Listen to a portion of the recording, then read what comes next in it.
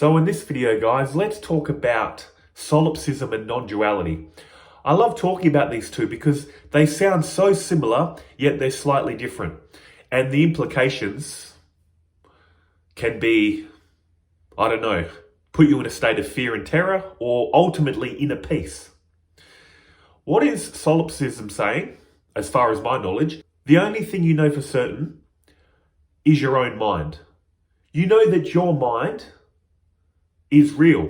The contents of your mind is real. You know for certain that you're conscious. How do you know other people are conscious though? How do you know others aren't a figment of your imagination? And it's true. How can we verify this? How can we prove I'm real? If you're a solipsist, I could be just a figment of your imagination. I'm a projection of you talking to you under the solipsist philosophy. And I just want to get into the differences. Why I say solipsism is a belief. And ultimately, non-duality is the truth.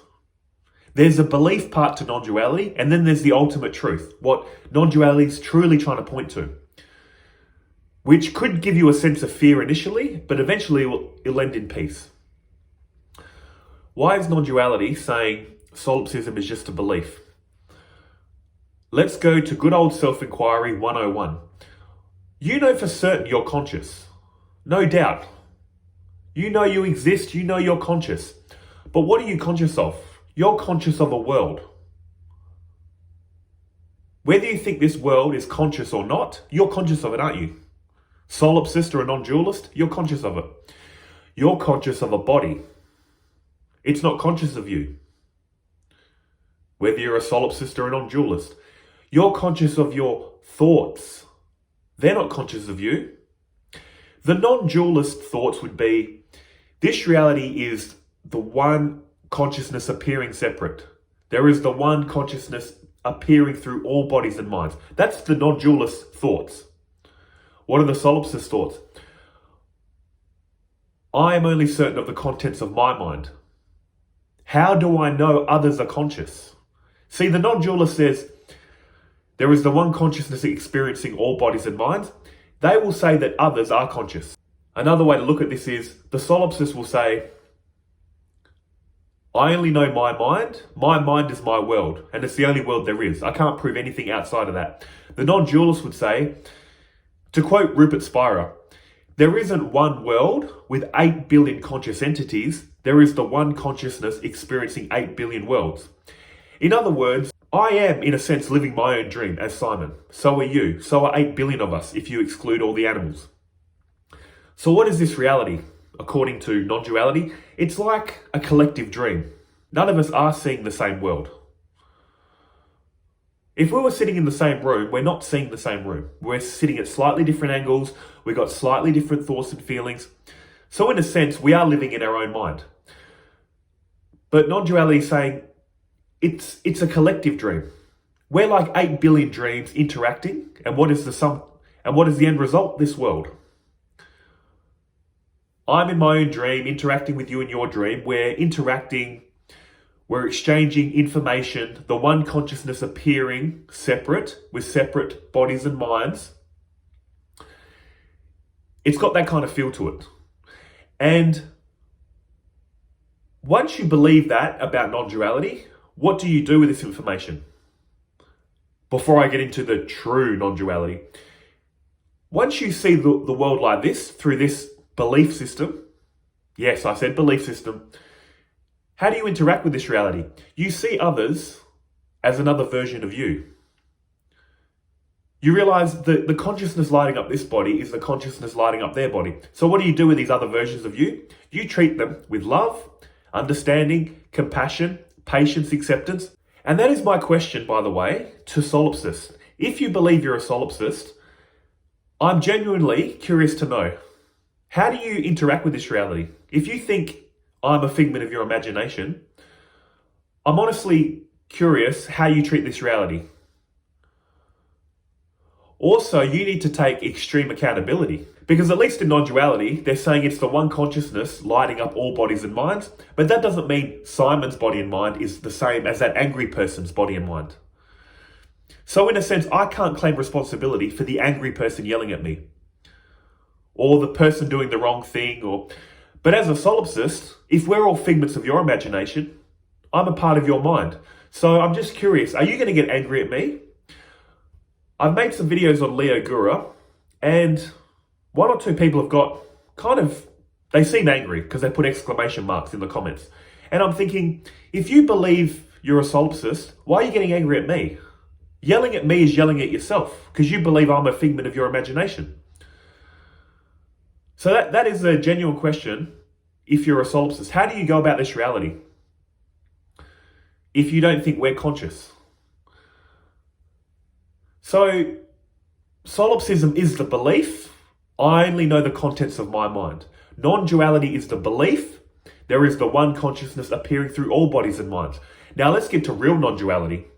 What I explained was just a framework of belief to live through. Because we feel like we're living a life, so we need a philosophy, a framework to view this reality with. Some view it with the materialist paradigm, some with the religious paradigm, some with the non-dualist paradigm, some with the solipsist paradigm. But what is non-duality truly saying?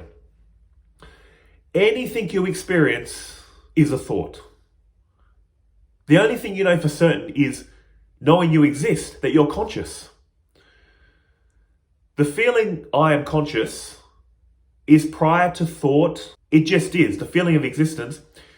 So what's happening here? You know you exist. And what are you experiencing? The thoughts?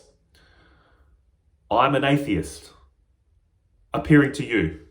Remember, before I proceed, thoughts aren't conscious of you, you're conscious of thoughts. I'm an atheist, thought. I'm a Christian, thought. I'm a Jew, thought. I'm a non-dualist, there's the one consciousness appearing separate, thought. I'm a solipsist, I only know the contents of my own mind, thought. See what I'm getting at? Even this thought, I'm alone, I only know the existence of my own mind, is that a thought or not? Yes, thought. So non-duality is ultimately saying, the real non-duality, I said the belief in non-duality, which I was explaining, how we view the world through the belief system. It's the one consciousness appearing separate. But true non-duality is even more radical than solipsism.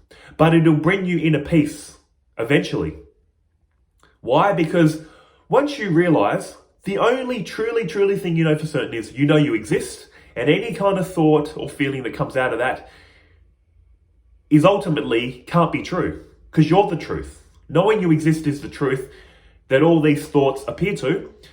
You know what that does to you eventually? Your mind's going to go blank, silent.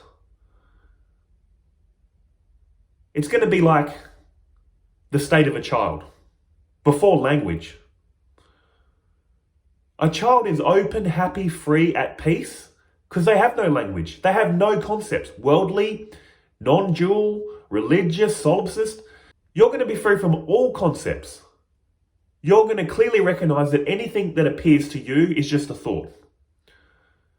It's basically freedom from all thinking. And that's why I asked genuinely, the people that think solipsism is real, how do you treat this reality? I've heard some people say, if that was true, it gives me a sense of fear. It gives me a sense of loneliness. Non-duality would say, who is the fear appearing to? You. Who is the loneliness appearing to? You. You, your true self is not in a state of fear, not in a state of loneliness. Your true self isn't one. One is a concept. So if you get what I'm pointing at, non-duality, the true non-duality, your mind eventually is going to go in a state of peace. Silence. There's just going to be the feeling of being internally. And again, all your concepts are going to come, but you don't take them to be real anymore. No concept you realize is real. There is just the feeling of existence. And when the concepts do emerge, why are non-dual concepts so helpful? Because when the concepts do appear, they're good kind of concepts to live by. This person is another version of me. Love them. Help them. devote to a higher power.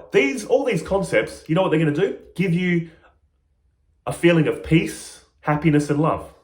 Appearing to who? Appearing to you, your true self. Your true self is prior to language, is prior to feelings.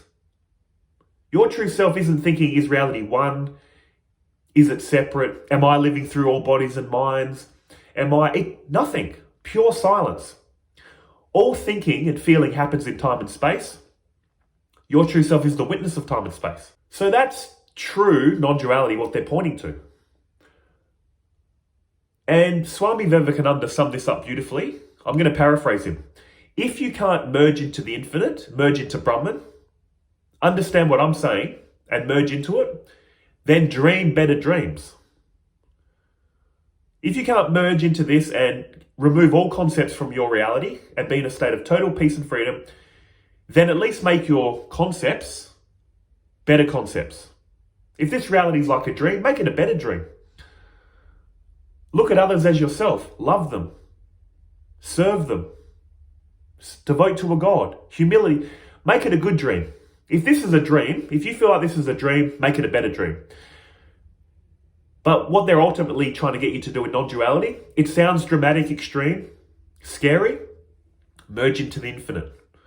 It'll be like, just say you're an ice cube and you put it in warm water.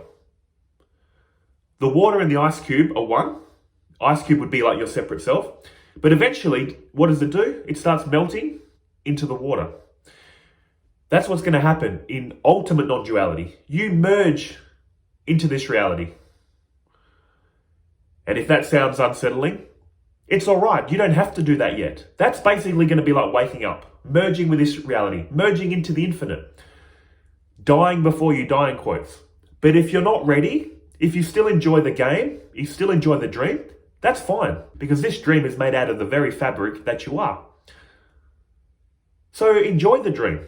Get lost in it with your non-dual thoughts, solipsistic thoughts, atheist thoughts. Have a bit of fun. But when you're truly ready to wake up, or it won't even be through your own doing, it's just going to happen. You're going to slowly start merging into the infinite. That is true non-duality. Beyond all concepts. Beyond oneness. All this reality's one, I'm alone, only my mind exists. That melts into the infinite existence. And even this is a concept what I'm speaking of. But we have to use language in this stream, don't we? And again, I'm going to ask, if you believe in solipsism, can you genuinely tell me how you live, how you interact, what it makes you feel like? One thing I feel solipsism can do for you is it should at least give you the loss of fear. Because if you truly feel others are a projection of your mind, you shouldn't be feeling scared of others. You should have a lot of confidence. Because to be honest, that's what non-dual teachings have given me. Loss of fear and confidence. Not because I think others aren't conscious, but because I feel this is the one source appearing separate. These other people have separate bodies and minds, in quotes. They've got their own conscious experience, but it's still the one fabric. So it makes me lose all sense of fear. But genuinely, I want to know what you guys think if you're a solipsist. And also how you live your life. Because with non-duality, do you know where I place my attention? You know where my attention's focused? In day-to-day life, I'm not focused on this world or my thoughts about this world. You know where it's focused? The feeling of existence. This feeling I exist. I anchor my attention in that feeling of existence and then just watch life happen. Watch in quotes. This world gets more solid and real when you pay attention to it. It's funny that. Ever notice how in this day and age, well, it's been like that throughout all life. Well, it's been like that throughout all history, hasn't it? Everyone wants your attention, especially these days. Everyone's looking for your attention. Focus on this, focus on that. That's what advertising's all about. Constantly bringing their ads into your awareness. It reminds me of this world. Once you see what this world is, it's ultimately not real, but it's made of reality. You stop focusing on the unreal and you focus on what is real. And what is real? The feeling of existence. That is real, that is true, that is unchanging. So your attention goes from getting caught up in this world, apparent reality, to the real reality, feeling of existence. And that's what I do. I anchor my attention in the feeling of existence, and life is just happening. And when I want to, in quotes, I get lost in the dream again. And then I come back out of the dream. It reminds me of, you've got your hands on the steering wheel of the car and you feel like you're driving the car left and right. I'm really making decisions. That's when you get caught up in the dream. When you focus on the feeling of existence for an extended period of time, it's like taking your hands off the steering wheel. And you'll notice life keeps happening. You're in a state of peace and freedom while reality keeps happening. Also, I've noticed the less you pay attention to this world and more on the feeling of existence, that feeling of existence grows. There's a feeling of peace that used to be in the background that comes to the foreground. Peace, love. This reality doesn't seem so solid. I'll let you experience it for yourself. So a quick tip. Once you've done all your non-dual study, once you've heard all this non-duality talk, once you've realized your true self, what is there left to do? Just focus on the feeling I am. Just like Nisargadatta Maharaj recommended. The feeling I am, I exist. Place your attention there and notice how life continues to happen. And notice how this feeling of existence, peace, well-being goes from the background into the foreground. And it feels like this reality is kind of just melting slightly in a sense. Because what's happening? You're paying less attention to the apparent reality and more to your true self. So to summarize, guys, what does a solipsist think? The only thing I know for certain is my mind. My mind is conscious, I know that for sure. How do I know others are conscious? How do I know they're not figments of my imagination? What is the non-dualist saying? It is the one consciousness appearing separate through all bodies and minds. That's a belief, just like solipsism. But what is non-duality really wanting to say? Your true self is the only thing that is true, is real. And all these thoughts, solipsist, non-dual, atheist, these thoughts are appearing to you. You are the truth. These thoughts aren't the truth. Any thought you think of isn't truth. You're the truth. It's a very subtle but critical difference. And once you fully understand what non-duality is saying, it's going to flip you, like I said, slowly into a state of peace, freedom. No more concepts like a child, but with the ability to use the concepts when required. Nothing I talk about or nothing I experience I take to be ultimately real. It's made of truth. It's like if reality was an ocean, the waves are apparently real, the whirlpools are apparently real, but they're not ultimately real. Because what's ultimately real? The water that they're appearing in. That appear as whirlpool and waves. So the experiences of this world are like those waves and whirlpools. They're not ultimately real, but they're made of reality. And once you truly realize that, your mind is going to go blank in the state of a child. You're still going to have the ability to use the concepts, but again, you're not going to take them to be real.